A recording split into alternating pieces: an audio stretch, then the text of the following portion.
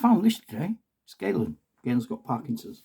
If you like this madcap, chaotic way of wargaming, give us a subscribe. If you don't, if I'm not not slick enough, and then don't subscribe. Thank you for people who did. I'm really chuffed. And thanks for the lovely comments. But I found this today. Look at this. And if you're as excited by this as I am, you're in the right place. This is Bill Lamming, particularly, whose campaign games are in here. I had a war games. Him and his wife ran a sort of mini wargaming shop in Hull in the 70s, well, from the 60s. But I knew Bill's figures while I was in the sixth form. So that'd be like 1974. And he did brilliant medieval figures. They looked really like the pictures of 100 Years' War, sort of woodcuts that you see done at the time. Excellent. And we use them for skirmish gaming. But, I mean, Bill's big claim to fame, as far as I'm concerned, was his revolutionary campaign rules, which are in this. I must sort of find some way of cleverly showing you. I mean, there's 100 rules, and it starts off, you have a Viscount who can have so many lords and soldiers and barons, and they're the same, and you start off with 5 ships, and you go to a new island. When you get to the island, you throw dice for the sector you're in, and it tells you what's there and how useful it is. And you can send peasants, and you can start to grow. But it's very, what can I say? It's very dependent upon lots and lots of record keeping, because sort of a horse costs you a credit every month. So you've got to keep adding up the number of horses you've got, and how much gold you've got coming in, and where's the forestry. And I mean, this is all pre-computer games, if you've got to remember. And it's certainly pre the modern versions of doing these things. And although I wouldn't recommend, if you can find it, or I will try and get some of it onto either the Facebook or maybe on here, do it like screenshots or something.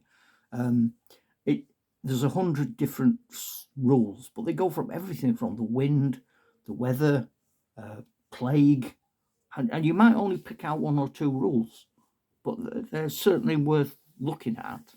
The other guys on here, Arthur Taylor, I suspect old gamers like me came across Arthur Taylor very early on. He's the guy who sort of insists on writing down every move, every order pre-move, so there's no arguments.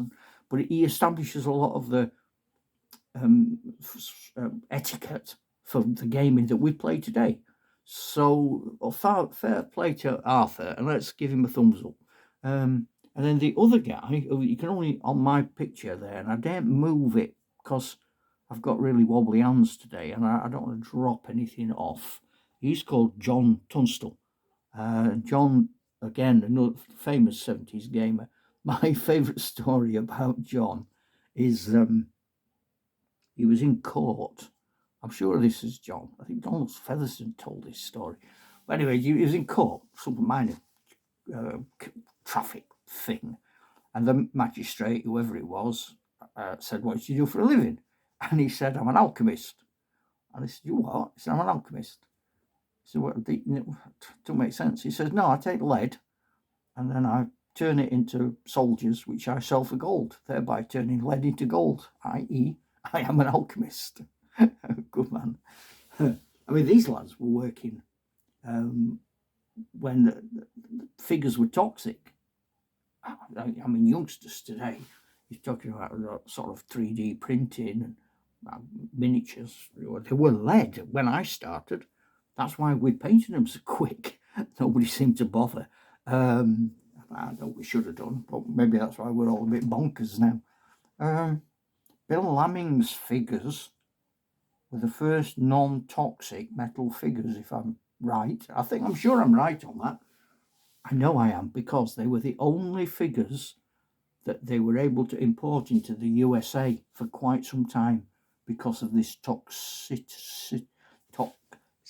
toxicity issue. So I found that.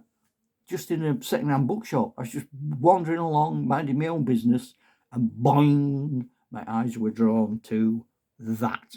Beautiful condition, fantastic. It's got all of the rules I used to use in the 70s. It 3 sets of rules in one book. Fantastic. All right, I'll see you later. Ta-ra, gang.